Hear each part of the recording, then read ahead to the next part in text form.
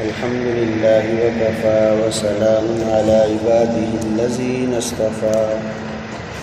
أما بعد فأعوذ بالله من الشيطان الرجيم بسم الله الرحمن الرحيم وإذ قال موسى لفتاه لا أبرح حتى أبلغ مجمع البحرين أو أمضي حقبا فلما بلغا مجمع بينهما نسيا حوتهما فاتخذ سبيله في البحر سربا صدق الله مولانا العظيم وإذ قال موسى لفتاه اور جب موسیٰ علیہ السلام نے اپنے نوجوان سے کہا کہ میں نہیں ہٹوں گا یہاں تک کہ میں پہنچ جاؤں دو دریاؤں کے ملنے کی جگہ پر او امضی حقوبا یا میں چلتا رہوں عرصہ دراز تک فلما بلغا مجمع بینہما بس جب وہ دونوں پہنچے دو دریاؤں کے سنگم پر نسیا حوتہما تو وہ دونوں بھول گئے اپنی مچھلی کو فاتخذ سبیلہ فی البحر سربا تو اس نے اپنا راستہ پکڑا سمندر میں سرنگ کی صورت میں۔ پہلی آیت کریمہ میں اللہ تعالیٰ نے موسیٰ علیہ السلام کے واقعے کو شروع کیا ہے کہ حضرت موسیٰ علیہ السلام کو جب اللہ کی طرف سے حکم ہوا کہ فلاں جگہ پر میرا بندہ ہے اس کے پاس جاؤ اس سے علم حاصل کرو، تو اب دیکھیں موسیٰ علیہ السلام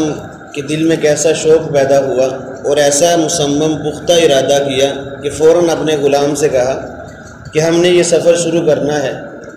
اور اس ارادے سے نکلے کہ میں نے علم کو حاصل کرنا ہے، اور فرمایا کہ اگر اس علم کی تلاش میں مجھے جتنا بھی عرصہ لگ جائے کوئی بات نہیں، میں چلتا رہوں گا جب تک وہ مجھے مل نہ جائے، ان سے ملاقات نہ ہو جائے۔ اب اندازہ کریں ایک نبی ہے، وقت کا نبی ہے حضرت موسیٰ علیہ السلام، لیکن علم کی جستجو کیسی اور کیسا ارادہ کہ پوری زندگی بھی میری خرچ ہو جائے تب بھی میں واپس نہیں ہٹوں گا، اور یہی ایک عزم اور ارادہ ہونا چاہیے۔ آپ صلی اللہ علیہ وسلم نے بھی فرمایا اطلب العلم من المہد الی اللحد، کہ علم کو حاصل کرو ماں کی گود سے لے کر قبر تک۔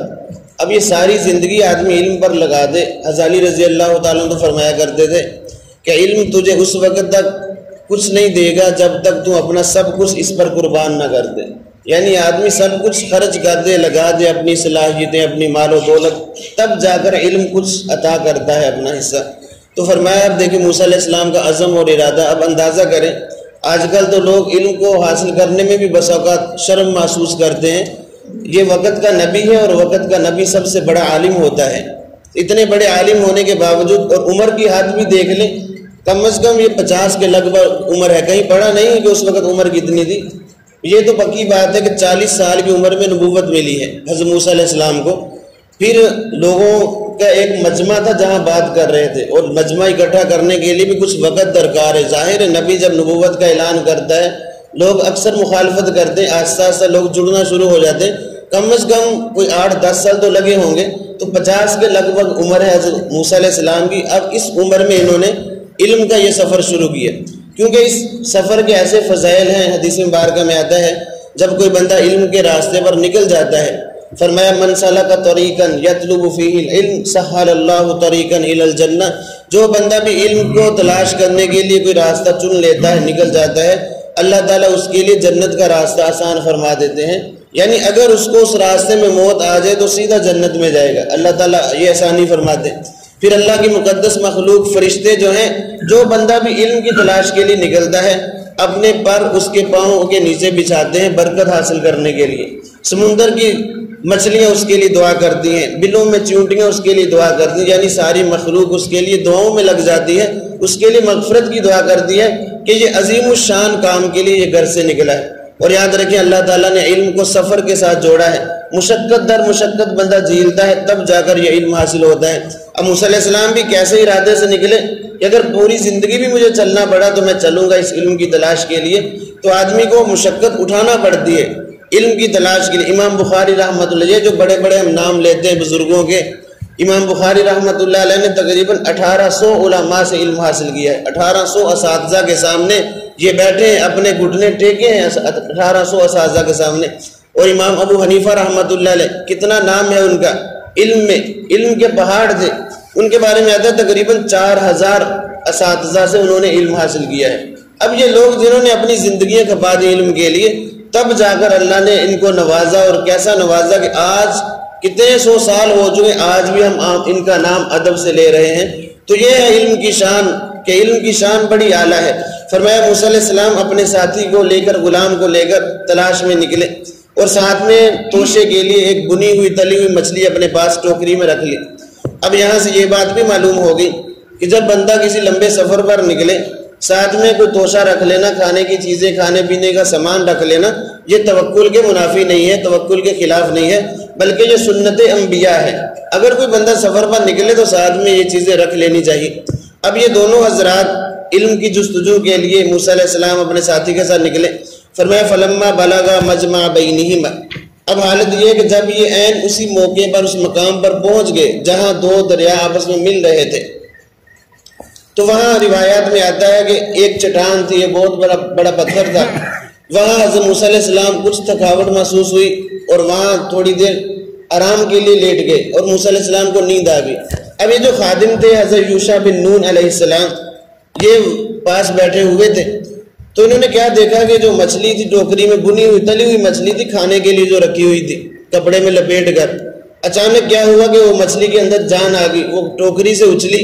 اور کنارے پر گری اور سمندر میں چلی گئی۔ انہوں نے اپنی آنکھوں سے منظر دیکھا اور بڑے حیران ہوئے کہ ایک مردہ مچھلی کیسے زندہ ہوئی اور پانی میں چلی گئی، اور پانی میں جانے کا انداز بھی بڑا الگ انوکھا تھا کہ جیسے پانی میں گئی وہاں پانی کے اندر ایک راستہ بن گیا، گول سرنگ جیسے ہوتی ہے ایسے راستہ بناتی ہوئی وہ پانی کے اندر چلی گئی۔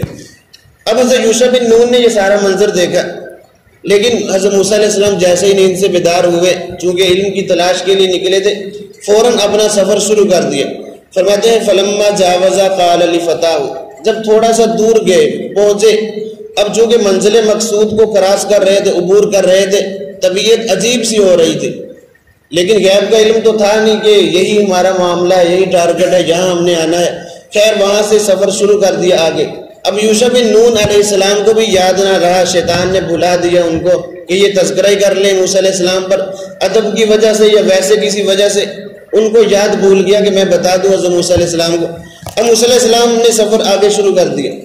تھوڑا سا آگے کچھ دور گئے، وہاں جا کر تھکاوٹ محسوس ہونے لگی، عجیب سی طبیعت ہونے لگی، کہنے لگے اپنے خادم کو مجھے بھوک محسوس ہو رہی ہے، جاؤ ہمارا کھانا لے کر آؤ، وہ مچھلی لے کر آؤ، اس کو ہم کھانا چاہتے ہیں۔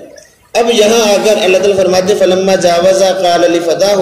جب وہاں سے تجاوز کر کے آگے نکل گئے تو اپنے نوجوان سے کہا آتینا غداءنا، لے آؤ ہمارا کھانا۔ غدا کہتے صبح کے کھانے کو، ناشتے کو، صبح کے کھانے کو غدا کہتے، ہمارا کھانا لے آؤ۔ لقد لقینا من سفرنا ھذا نصبا، تحقیق ہم کو پہنچی ہے ہمارے اس سفر سے بہت زیادہ تھکاوٹ۔ اب وہاں جب یہ معاملہ ہوا تو حضرت یوشع بن نون علیہ السلام کو یاد آگے فرمانے لگے قال ارأیت اذ اوینا الی الصخرہ، فرمایا کہ کیا آپ نے نہیں دیکھا کہ جب ہم نے اس چٹان کے ساتھ ٹھکانہ پکڑا تھا، تھوڑی دیر آرام کے لیے رکے تھے، فإنی نسیت الحوت، کہ میں وہاں مچھلی کو بھول گیا ہوں، وما انسانیہ الا الشیطان ان اذکر، اور یہ بھولنے کی نسبت شیطان کی طرف کی کہ اس کو شیطان نے بلا دیا مجھے کہ میں آپ کے سامنے اس مچھلی کا تذکرہ کر دوں۔ لیکن واتخذ سبیلہ فی البحر عجبا، میں نے دیکھا کہ اس مچھلی نے اس سمندر کے اندر عجیب سا راستہ بنایا۔ اب یہاں موسیٰ علیہ السلام کو جب یہ سارا منظر بتایا، فرمایا قال ذالک ما کنا نبغی، ارے اللہ کے بندے یہی تو وہ منظر تھا، یہی تو وہ مقام تھا جہاں ہم نے پہنچنا ہے، اسی کا تو اللہ تعالیٰ نے حکم دیا تھا۔ فرتدا علی آثارہما قصصا، اب یہ دونوں حضرات واپس لوٹے اپنے نشانات قدم پر، واپس پلٹے اسی عین مقام پر۔ حضرت موسیٰ علیہ السلام اور یوشع علیہ السلام دونوں نبی وہاں اس مقام پر پہنچ گئے۔ اب یہ سارے معاملے میں ایک بات ہمیں یہ بھی معلوم ہوگی کہ اگر کوئی بڑا آدمی، کوئی عالم، کوئی بڑا آدمی سفر کرنا چاہتا ہے تو اپنے ساتھ کسی غلام کو رکھ لینا، کہ خادم کو رکھ لینا، یہ بھی شرعاً جائز ہے۔ جیسا کہ موسیٰ علیہ السلام اس سفر کے لیے نکلے تو انہوں نے اپنے خادم خاص یوشع بن نون کو اپنے پاس رکھ لیا بطور سفر کے لیے، خادم کے طور پر ایسا کرنا بھی جائز ہے۔ اللہ رب العزت سے دعا ہے کہ اللہ تعالیٰ ہمیں دین کے مطابق زندگی گزارنے کی توفیق عطا فرمائے۔